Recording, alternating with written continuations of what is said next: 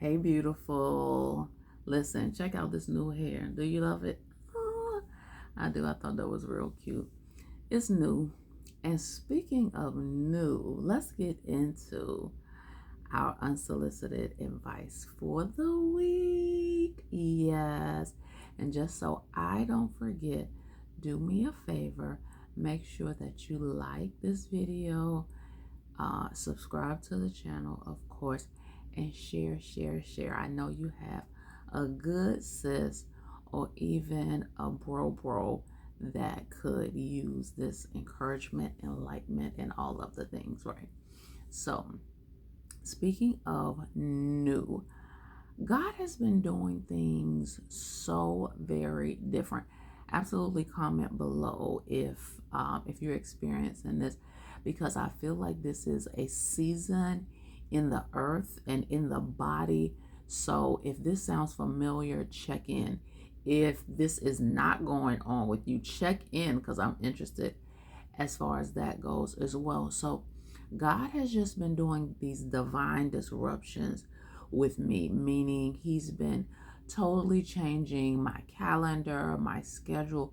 He's been doing different things even in my quiet time with him, and I love it. It stuff like that used to really unnerve me, because I was a kind of power hungry control freak. Okay, y'all know I'm a reformed corporate girly, so you already know what that is.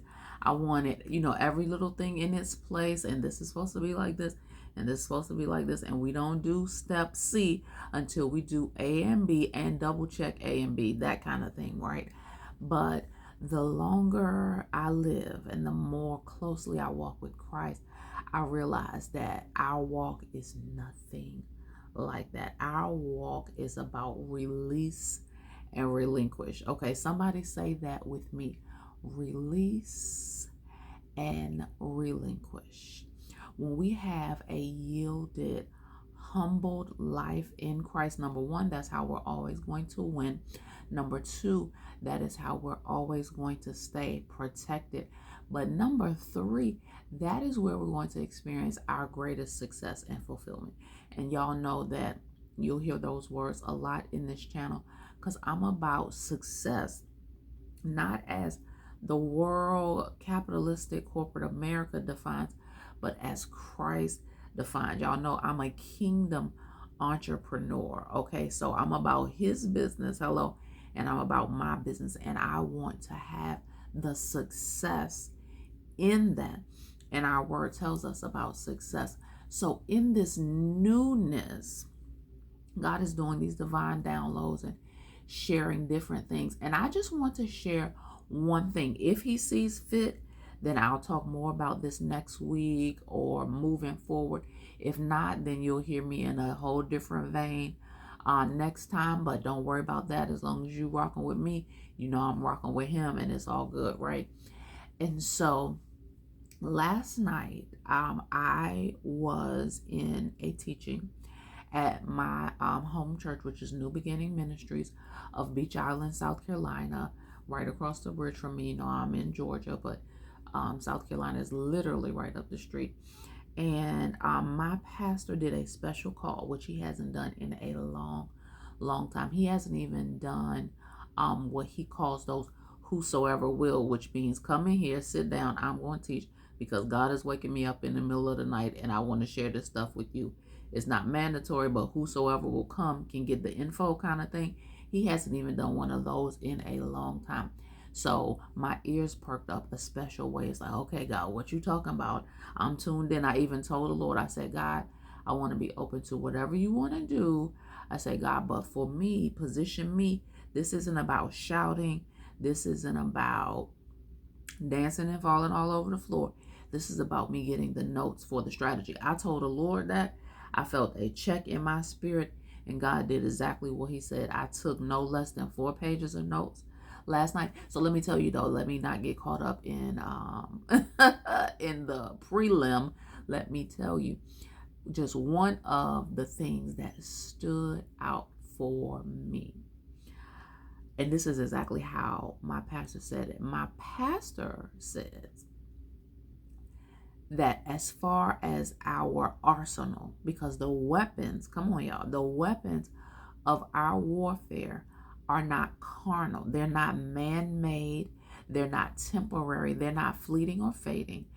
They are mighty through God to the pulling down of strongholds. We have weapons of mass destruction, destroying hell's agenda, destroying demonic forces in our lives, in our neighborhoods, in our family, and in the world. Are you feeling me on this already? I'm getting all tingly even saying it. The weapons of our warfare are not carnal, but mighty through God to the pulling down of strongholds. Strongholds, generational bad decisions, that thing that seems to follow you year after year, relationship after relationship, church after church, okay, job after job, that thing that's a stronghold, okay? We have mighty weapons that pull down strongholds. Our warfare is won when we use our mighty weapons. And so what is the number one weapon per my pastor? And I believe that the word backs it up.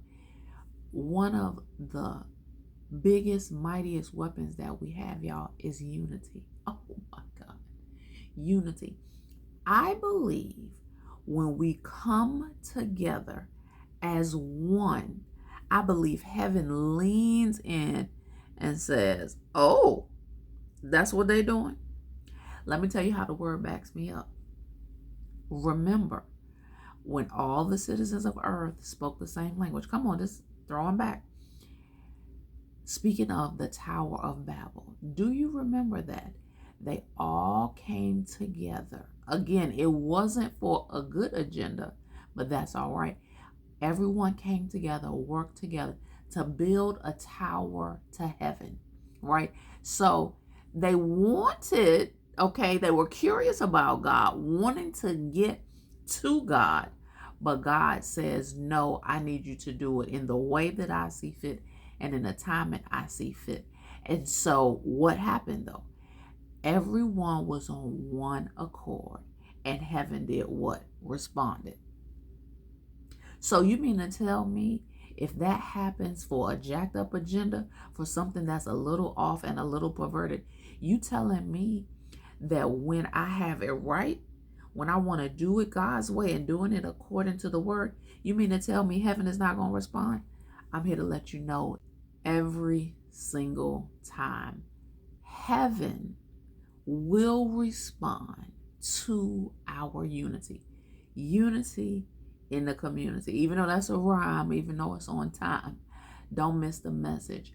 One of the major weapons that we have at our disposal is unifying with our brothers and sisters in Christ. So what I want to say to you is that we have to do two things. We have to stop the infighting, meaning I'm rolling my eyes at my brother and sister. I have an attitude with my brother and sister. We have to stop that. We have to stop the friendly fire. Okay, that's a war terminology. That means that this soldier is fighting on the same side as me, but instead of shooting the enemy, I'm shooting them. Okay, we got to stop that. We got to stop the backbiting and the tearing each other down. We have to come together. We have to be unified. We have to love on one another. We have to allow grace and space for one another. We have to mark ourselves as a safe space for our brother and sister. So I just want to encourage you that if you got beef, if you got drama, if you got aught, as the Bible say, with your brother and sister, get it right. Get it right. Apologize. Okay, it doesn't necessarily mean that it's going to be the dinners, the brunches, the lunches, the vacations, the hanging out. But don't let it be the eye roll. Okay, let it be a smile and let it be genuine. Work your way up to a hug and let it be genuine. Fix this thing. Get back on one accord. Get back in harmony and watch heaven respond.